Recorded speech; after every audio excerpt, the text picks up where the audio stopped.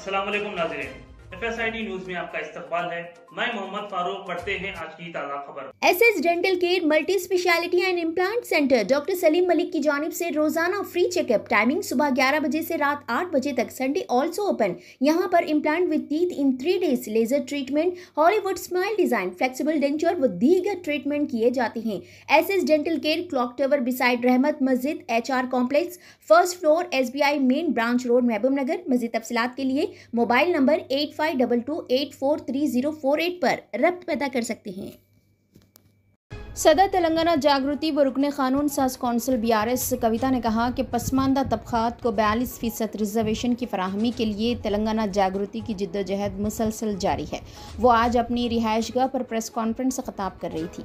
कविता ने कहा कि हुकूमत को फौरी तौर पर हाईकोर्ट में काविद दाखिल करते हुए BC रिजर्वेशन के ऑर्डिनेंस को कानूनी तहफ़्फ़ुज़ फराहम करना होगा और गवर्नर से मंजूरी हासिल करके फौरी ऑर्डिनेंस जारी करना चाहिए।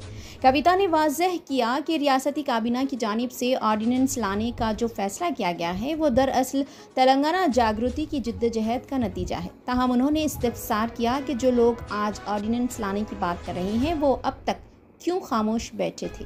उन्होंने खबरदार किया कि अगर हुकूमत इस मामले में लापरवाही का मुजाहरा करती है तो पसमानदा तबकात के हुकूक़ के लिए जारी ये एहतजाज मज़ीद शिद्दत इख्तियार करेगा।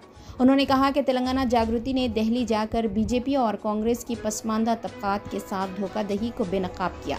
अब रियासती BJP कायदीन की जिम्मेदारी है कि वो आगे आएँ और मरकज़ पर दबाव डालें कि BC रिजर्वेशन बिल को नवे शेड्यूल में शामिल करते हुए दस्तूरी तरमीम की जाए ताकि पसमानदा तबकात को भी SC/ST तबकात की तरह तालमी इदारों और मुलाजिमतों में मुकम्मल तहफ़्फ़ुज़ हासिल हो सके।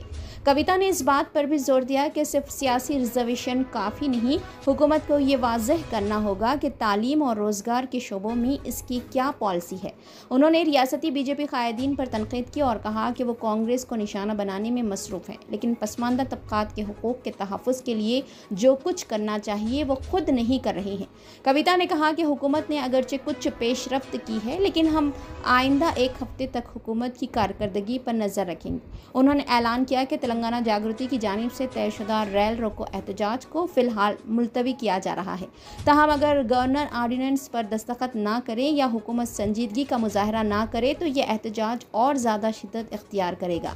कविता ने गवर्नर की गैर जानिबदारी पर भी सवाल उठाया और कहा कि कई रियासतों में गवर्नरों का रवैया सियासी हो चुका है।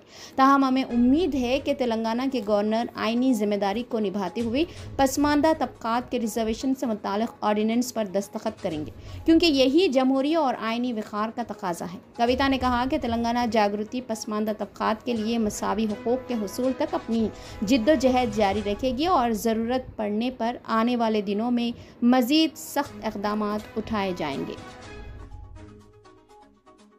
రాష్ట్రంలో రాష్ట్ర ప్రభుత్వం ముందుకొచ్చి ఆర్డినెన్స్ తీసుకురావాలి, లేదా కేంద్ర మేము కేటగారికల్గా ఢిల్లీలో డిమాండ్ చేయడం అయింది, లేదంటే రైల్ రోకో చేస్తాం, డక్కన్ నుంచి ఢిల్లీ వరకు ట్రైన్ పోకుండా చేస్తామని కూడా ప్రభుత్వాలకు హెచ్చరిక జారీ చేయడం జరిగింది.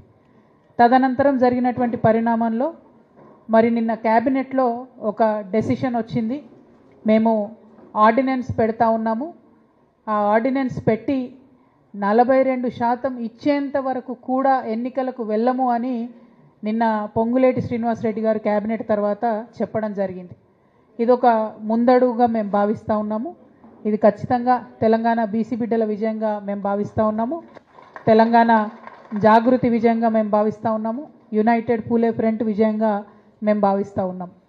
మరి ఈ సందర్భంలో కొన్ని అనుమానాలు కూడా వ్యక్తమవుతూ ఉన్నాయి.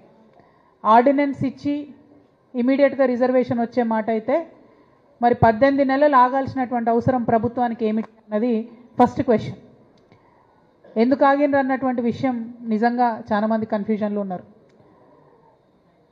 కేవలం కాంగ్రెస్ పార్టీ మాత్రమే చేసింది, మేము కొత్త బిల్లు పెడుతున్నాం, పాత బిల్లు కాదు అనేటటువంటి రాజకీయ లబ్ధి కోసం ఆగినరని ఇవాళ మేము బలంగా నమ్ముతా ఉన్నాం. ఆ రాజకీయ లబ్ధి కోసం వాళ్ళు ఆగినరు. భారతీయ జనతా పార్టీ దగ్గరికి, అంటే రాష్ట్రపతి గారి దగ్గరికి వీళ్ళు పంపించిండ్రు. వాస్తవానికి పర్మనెంట్గా ఈ దేశంలో BCలకు చట్టసభల్లో చోటు రావాలన్నా జరగాల్సింది ఏంది? కాన్స్టిట్యూషనల్ అమెండ్మెంట్ జరగాలి, అంటే రాజ్యాంగ సవరణ జరగాలి. ఎట్లా అయితే ఎస్సీ ఎస్టీలకు రాజ్యాంగంలో మరి హక్కులు ఉన్నాయో అదేవిధంగా బీసీలకు కూడా హక్కులు ఇవ్వాలి. అది పర్మనెంట్గా జరగాల్సినటువంటి ప్రాసెస్. ఇవాళ లోకల్ బాడీలో ఎలక్షన్స్ కోసం జరగాల్సిన ప్రాసెస్ ఏంటిది? అయితే ఆర్డినెన్స్ ఇచ్చి ఇక్కడ రాష్ట్ర ప్రభుత్వం చేయాలి, లేదంటే వాళ్ళు అక్కడ నుండి తిరిగి మన చట్టాన్ని పంపాలి. సో ఇదే చికెన్ ఆర్ ఎగ్ లూప్ లాగా తిప్పుతున్నారు బిట్వీన్ భారతీయ జనతా పార్టీ అండ్ కాంగ్రెస్. అందుకనే ప్రజా ఉద్యమాల ద్వారానే ఒత్తిడి పెంచాలని మాలాంటి సంస్థలం మేమందరం కూడా మరి ఒత్తిడి పెంచుతున్నటువంటి క్రమంలో నిన్నటి ప్రకటన ఖచ్చితంగా ఒక విజయంగానే మేము భావిస్తున్నాము. అందుకోసమే ఈ విజయాన్ని ఆస్వాదిస్తూ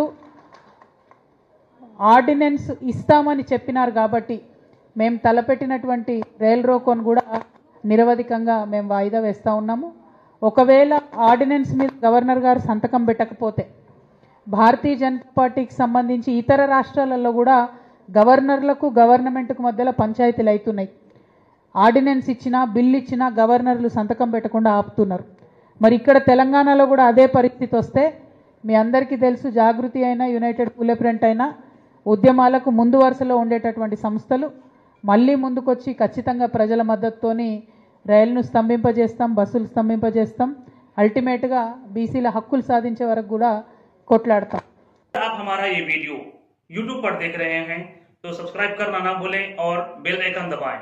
और अगर आप हमारा ये वीडियो Facebook पर देख रहे हैं तो पेज को लाइक करें और फॉलो करें।